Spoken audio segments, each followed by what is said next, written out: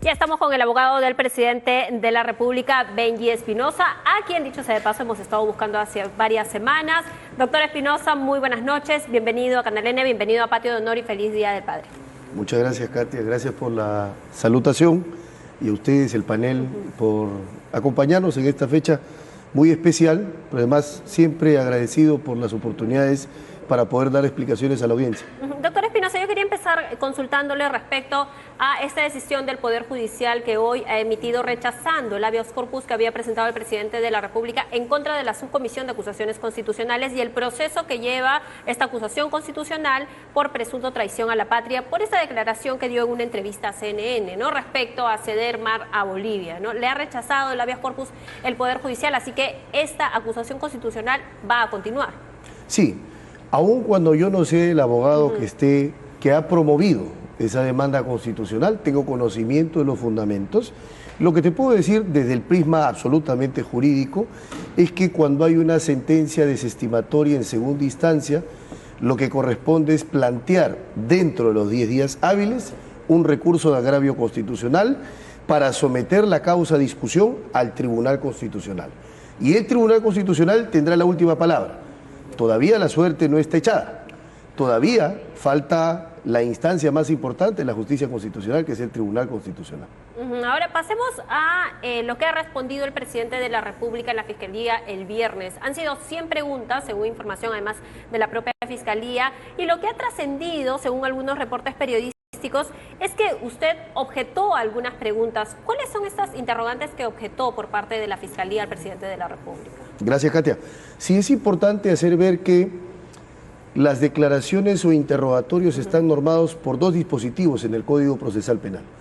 Por un lado el artículo 84 y por otro el artículo 87 del Código Procesal Penal, que leídos en conjunto bajo las reglas del 170 establecen que hay preguntas permitidas al investigado y prohibidas. Hubo entonces, en algunos casos, sin decir el detalle, hubo algunas sugestiones en la pregunta, es decir, la pregunta ya llevaba o expresa o implícitamente la respuesta, objetamos conforme era nuestro derecho a hacerlo, y quiero saludar acá la buena actitud del Ministerio Público para poder, teniendo el propósito de enmienda, corregir el error y reformular la pregunta. Pasó en el caso de preguntas sugestivas, pasó en el caso de preguntas compuestas también. Vamos a darle el paso a nuestros panelistas. Estamos con Rodrigo Cruz del Diario del Comercio y Álvaro Cisneros de Panamericana Televisión. Empezamos con Rodrigo, ¿te parece? Sí. ¿Cómo estás, Katia? Doctor, buenas noches. Mire, primero quería preguntarle acerca de, más allá de la forma, ¿no? En mi opinión me pareció sumamente exagerado la cantidad de personal policial que hizo para que acompañó al presidente para que acuda a la Fiscalía, ¿no?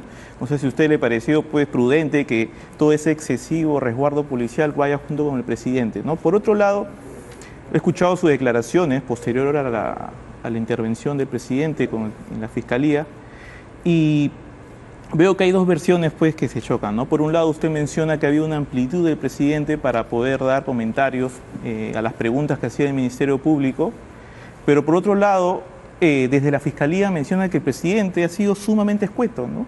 Sus respuestas más que nada han sido no me acuerdo, no tengo información sobre eso, y así sucesivamente, ¿no? O sea, sabemos que no es una virtud del presidente precisamente su locuacidad, ¿no? Así que puede ser que lo que señala el Ministerio Público sea cierto, ¿no? Sobre eso le quería preguntar, ¿no? Primero, ¿a usted le pareció prudente que vaya tanto personal policial a acompañar al presidente? Y por otro lado, pues, ¿es cierto que el presidente fue sumamente pues, parco en su declaración con el Ministerio Público? Rodrigo, gracias. Sobre el primer tema, no solo fue prudente, sino necesario. El contingente policial es necesario porque hay que preservar la integridad del primer mandatario. Segundo, acá hay que dejar claro que el tipo de respuesta está condicionado al tipo de pregunta que se formula. Y yo debo decir con mucha claridad que cuando la pregunta conllevaba una respuesta amplia y con detalles y con pormenores, el presidente la dio. Y cuando la pregunta necesitaba ser contestada de forma escueta, sucinta y breve, así se hizo. Entonces yo creo que es importante establecer acá que el control de las preguntas la tiene siempre el Ministerio Público, pero el control de las respuestas la tiene siempre el declarante. Eso pasa con el señor presidente de la República y con todas las personas que testifican en calidad de investigados en declaraciones indagatorias en el Ministerio Público, en la Policía, en el Poder Judicial. Esa es la naturaleza y la dinámica de los interrogatorios. Bueno, claro, está en su derecho a guardar silencio el presidente, a lo que no puede imputarse a sí mismo, ¿no? Pero también, pues, si el presidente tiene un discurso de que va a colaborar con la justicia y a la hora de declarar, pues, no se acuerda de nada o no quiere dar información, es prácticamente lo mismo que nada, ¿no? Y eso es un punto importante, porque el presidente, teniendo derecho a guardar silencio, nunca ejerció ese derecho. Pudiendo haberse quedado callado, siempre contestó. No hubo ni una pregunta del centenar que se hizo en donde el presidente no haya contestado, aclarado las dudas, inquietudes, y precisamente su colaboración se da dentro del marco de la juridicidad. Y mientras está pendiente de resolver la tutela de derechos, el presidente acude. ¿En qué, el presidente ejemplo? podría haber llevado al fiscal de la Nación al despacho presidencial. Tiene el derecho como alto dignatario, pero no lo hizo. Fue personalmente, acudió a la Fiscalía de la Nación, el señor fiscal de la Nación lo atendió y estuvo presente durante toda la diligencia conforme corresponde. Doctor Espinosa, ¿pero negó el presidente las imputaciones que se le atribuyen? Así es. Las imputaciones se comunicaron de manera sucinta como establece la ley. Estos son los cargos que se le levantan, estas son las sospechas que se ciernen, y el presidente contestó cada una de las imputaciones señalando que él no es responsable de ninguna organización criminal. Segundo, que no está involucrado en ningún acto de corrupción, ni ha solicitado, ni ha pedido, ni ha recibido prebenda, soborno o algún acto irregular. Ha negado entonces haber recibido soborno, porque los colaboradores eficaces dicen lo contrario, tanto Samir Villaverde como Karelyn López. Pero lo que dicen, y acá hay que poner en adecuado contexto sus palabras, y no ir más allá de sus palabras, lo que dice uno es, a mí me dijo tal persona, ¿no es cierto?, que el dinero era para el presidente. Yo sé que le di esto y esta persona dijo, esto va para el presidente, tomando el nombre del presidente. La otra persona dice, a mí me contó que se cobró esto y que esto iba para el presidente. O sea, estamos hablando frente a dichos de dichos. Eso en el derecho tiene un nombre, eso se llama la regla hearsay, testimonio de oídas. A mí no me consta, ningún aspirante a colaborador de los dos que hay, la Fiscalía de Lavado y la Fiscalía de Corrupción, dice, a mí me consta.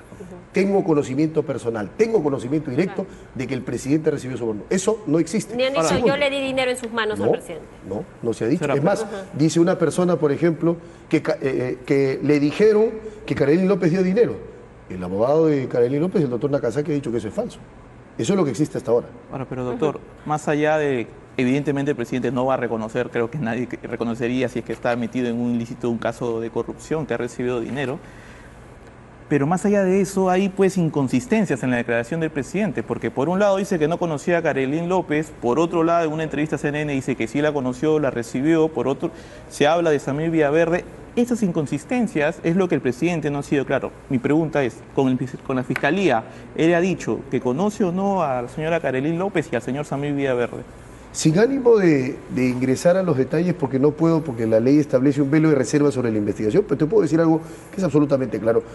No hay ninguna inconsistencia ni contradicción en el señor presidente, porque cuando uno dice, yo no conozco como amigo, no es que tengo un trato cercano, básicamente lo que estoy diciendo es, no es que sea una persona de mi confianza, de mi entorno.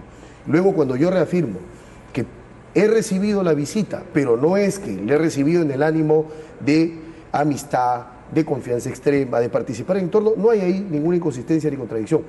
Lo que debo decir además que el presidente ha subrayado, y eso lo ha dicho antes, de que al señor Samir Villaverde no lo conoce. No lo conoce, no ha tenido ningún trato, ninguna relación con él.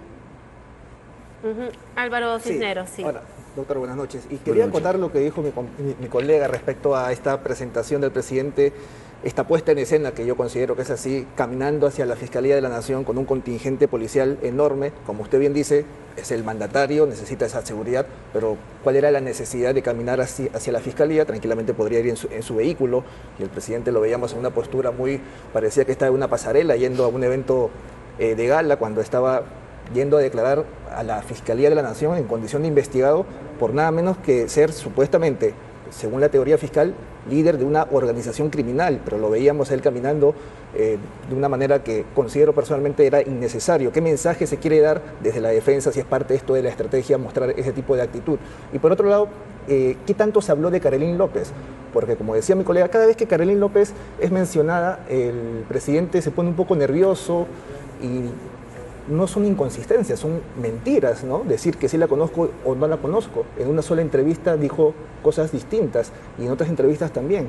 ¿Qué tanto se habló de Carolyn López? Porque ella es, según un colaborador eficaz, que ha sido revelado en un programa dominical Contracorriente el domingo pasado, que le ha entregado al presidente de la República montos de dinero directamente en la Casa de Zarratea y en Palacio de Gobierno. Según este colaborador eficaz, 100.000 soles, 50.000 soles, 5.000 soles. ¿Qué de cierto es eso? Acá es importante establecer lo siguiente. Vale tanto como que yo diga, a mí Juan me dijo que Pepe le entregó dinero a Álvaro. Eso es lo que existe. O sea, son testimonios en cadena. No es que a mí me consta que tú hayas recibido dinero. No es que a mí me consta o que tenga el conocimiento personal directo que tú pediste algo o que fuiste favorecido con algo, no. Sino que yo recibo la versión de una persona, esta dice que la otra le entrega al presidente. Eso es lo que existe. Y hay que dejar claro, acá no hay ninguna mise en escena, ninguna puesta en escena. Acá lo que hay es un gesto de parte del señor presidente de la República. La ley le faculta que pueda el señor fiscal de la Nación visitar su despacho. No, el presidente ha dicho, no, voy a ir yo a la Fiscalía de la Nación, voy a mostrar mi inocencia, pese a que la Constitución no obliga a nadie a demostrar su inocencia, pero para el presidente era importante que en su declaración quede claro que él es capaz, primero, de contestar todas las preguntas que se hagan. En segundo lugar, es capaz de dar la cara a la Fiscalía de la Nación y visitar el despacho. Ese es el sentido del gesto del señor presidente de la República. Doctor Espinosa, ¿y respondió el presidente si sabe el paradero de sus sobrinos, o de Juan Silva, o de Bruno Pacheco? Eso no fue materia de interrogatorio. Y no tendría que serlo porque, fíjense, en los interrogatorios, los marcos de pertinencia, los marcos de utilidad, los marcos de información con los cuales son los insumos para preguntar al declarante o investigado, son los que fijan la imputación, que en este caso se ha fijado a través de la disposición fiscal 6. La disposición fiscal 6 no le imputa al presidente el tema de que puedan haber personas que se pongan a buen recaudo. Porque acá una discusión, que es desde el punto de vista jurídico que hay que hacer, es las personas que reciben requisitoria o orden de detención, ¿tienen la obligación de entregarse o pueden ejercer su derecho a conservar su libertad cuando consideran que una orden de detención no se ha dado bien? En realidad, el ordenamiento jurídico se decanta por lo segundo, porque es muy claro. La ley penal dice, no existe resistencia ni desobediencia a la autoridad, no existe delito cuando se trata de resistir la propia detención.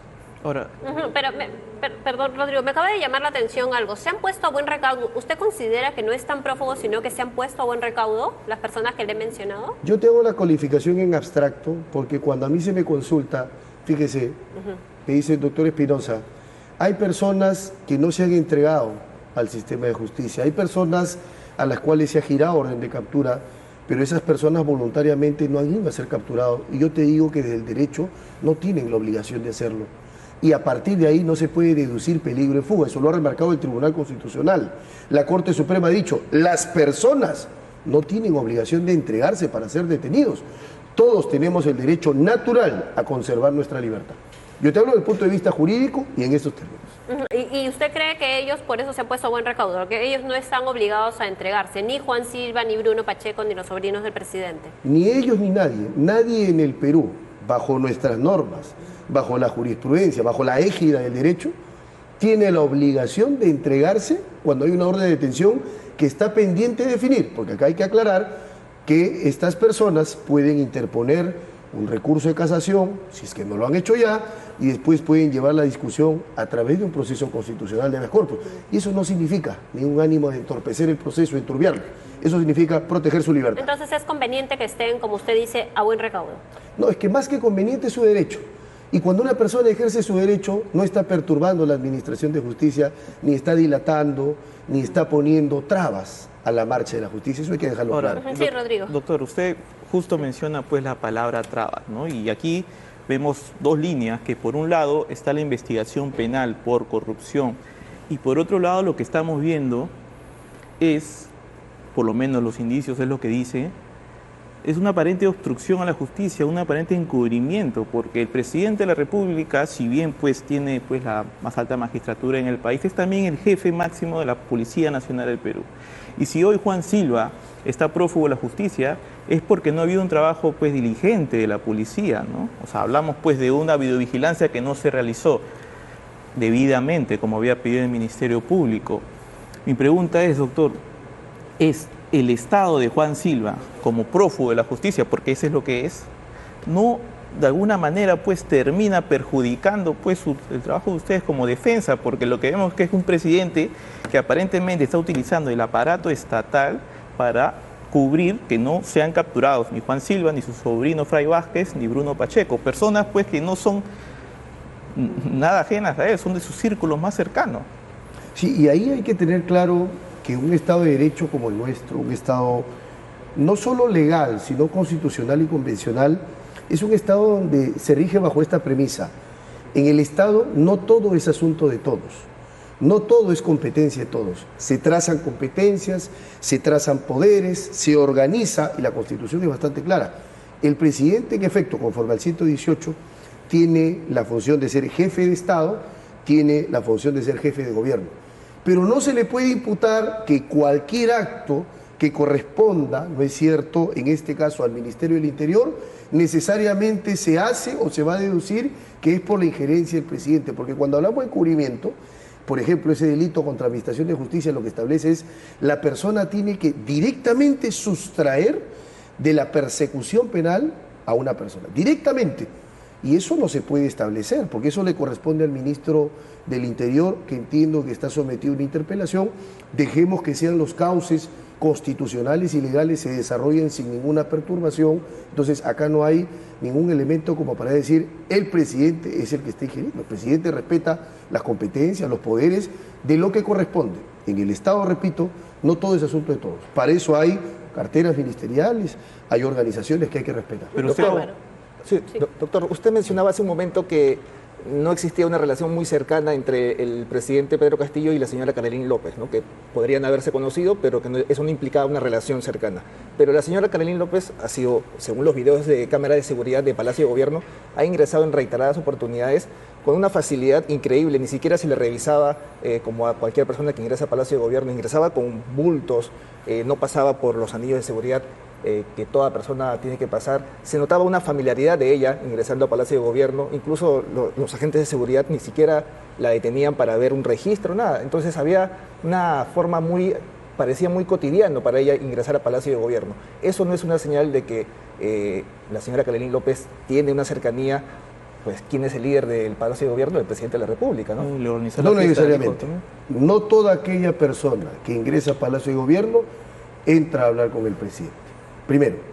Segundo, lo que se ha establecido es que la relación de la señora Carolyn no era con el presidente, sino con el señor Pacheco.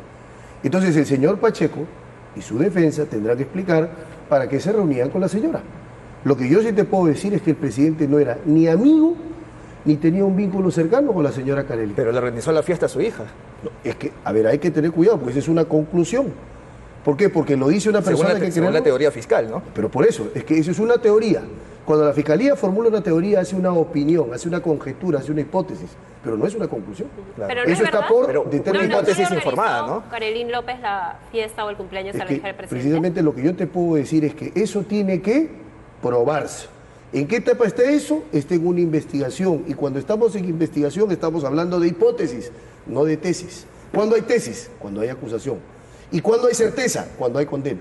Mientras no haya condena, mientras eso no se pruebe, no se puede decir, pasó esto, se organizó, se favoreció. No, hay que hablar siempre en condicional. Ahora, ¿se pudo haber hecho? No, bueno, que se determine, que se demuestra. Para eso hay una investigación en curso. Doctor, entonces usted nos describe un personaje, en este caso su cliente, el presidente, pues que vivía en la absoluta ingenuidad. Por un lado, su sobrino conducía vehículo de Samir Villaverde, Carolyn López ingresaba a Palacio y no había mayor, pues, exigencia para que pueda ingresar, y iba también a la casa de Zarratea, y el presidente no sabía nada. O sea, el presidente vivía en un mundo en que su entorno, todos se conocían y menos él. Y Bruno Pacheco negociaba los ascensos en las Fuerzas Armadas, en la Policía Nacional. Y también, él no sabía nada del presidente. Absoluto. O sea, estamos ante una persona pues que todo a su alrededor prácticamente se rifaban, como dicen, los ascensos y él no sabía. Eso es materia de una investigación fiscal. Está Si la suspendida. Fiscalía no es capaz de decir, hubo injerencia en los ascensos son No, es irregulares, lo que- mal haría en aceptar yo una premisa de ese tipo. Pero es lo Por que eso, es que usted yo entiendo, ustedes como periodistas está trabajan dando a en entender función eso, de ¿no? determinadas afirmaciones, pero cuando un hecho está sometida a una investigación penal, cuando un hecho lo conoce el sistema de justicia penal, hay que ser muy responsables y cuidadosos y hay que hablar siempre en términos de que pudo haber pasado, muy bien, para eso está la investigación, Pero hay para eso audios. están las diligencias, Hay audios del señor Samir Verde con Bruno Pacheco en que hablan precisamente pues de... pero que no vinculan al presidente, porque que digan una cosa o que tomen el nombre del presidente no significa que el presidente haya recibido o participado en un acto de corrupción, eso hay que dejarle claro. Si acá en algún momento hubiera una persona malintencionada que tomara el nombre de alguno de ustedes, por ejemplo, para sacar una noticia, yo no creería que ustedes son responsables de que están cobrando por noticia, sino lo que hay que ver es, ¿y qué pasó? ¿Quién dijo eso? ¿Por qué utilizó el nombre? Esto pasa y por eso es que existe en el derecho penal el delito de tráfico de influencias simuladas. Personas que son fanfarrones, que empiezan a crear cosas, es decir, yo lo conozco, él es mi amigo, esto va para acá, dame plata que se lo voy a hacer llegar y al final esas personas son traficantes de influencias. Pero quien eso lo coloca, existe, eso pasa. Pero quien lo coloca en esos cargos es el presidente. Pues. Sí, pero una cosa es que eso exista y otra cosa es que tenga responsabilidad penal. Las responsabilidades penales no son por asociación, las responsabilidades penales son personales, por lo que hiciste o dejaste de hacer, acción u omisión, dice el Código Penal. Ahora, doctor Espinosa, la Comisión de Fiscalización del Congreso ha pasado justamente al presidente Pedro Castillo de testigo a investigado. ¿Va a acudir él cuando sea llamado a la Comisión de Fiscalización o en todo caso va a invitar a la Comisión, a Palacio de Gobierno, lo que sea, pero va a responder? La pregunta ahí es, y el tema importante a definir es, ¿puede la Comisión de Fiscalización del Congreso, citar así textualmente porque he leído el oficio, dice, por estos hechos ya hay una investigación en Fiscalía de la Nación y por estos mismos hechos yo te estoy considerando como investigado, como sospechoso?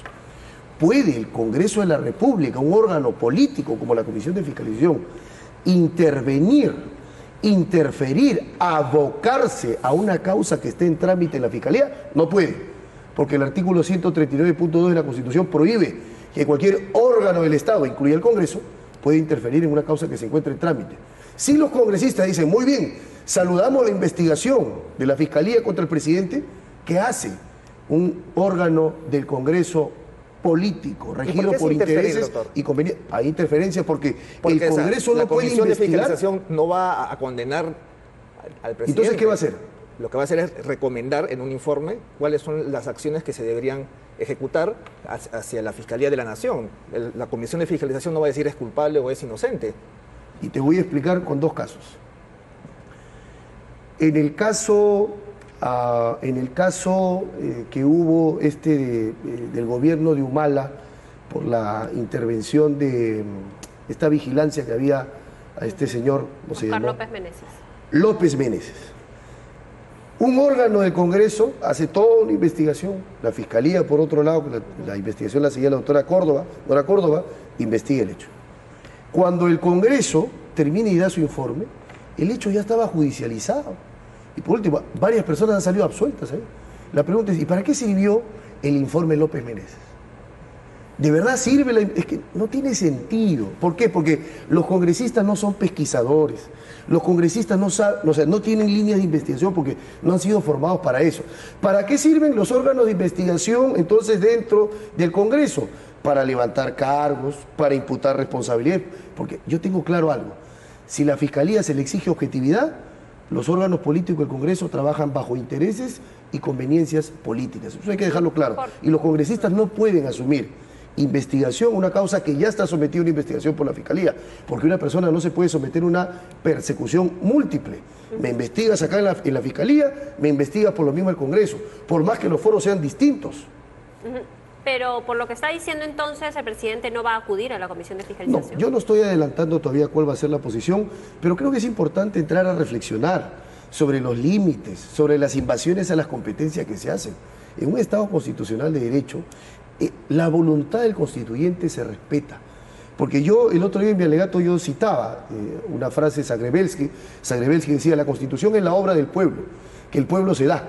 en tiempos de sobriedad para hacerla valer en tiempos de embriaguez. En tiempos de serenidad, los constituyentes dicen, vamos a organizar el Estado de esta forma y estos órganos van a tener esta competencia y tu Fiscalía investiga, pero tu Congreso no puedes investigar por lo que ya está investigándose la Fiscalía. Doctor Espinosa, ¿pero usted le ha recomendado a Pedro Castillo acudir o no a la Comisión de Fiscalización? Yo le he recomendado que vamos a analizar bien las aristas legales. Todavía no puedo decirles cómo vamos a proceder, qué vamos a hacer, siempre, como digo, en mi actuación profesional, dentro del marco de lo que el derecho constitucional y la ciencia jurídica ofrece. ¿Y le ha recomendado al presidente que no hable con la prensa? ¿Es parte de la estrategia de defensa? No, para nada. Yo creo que el presidente es un demócrata, para empezar.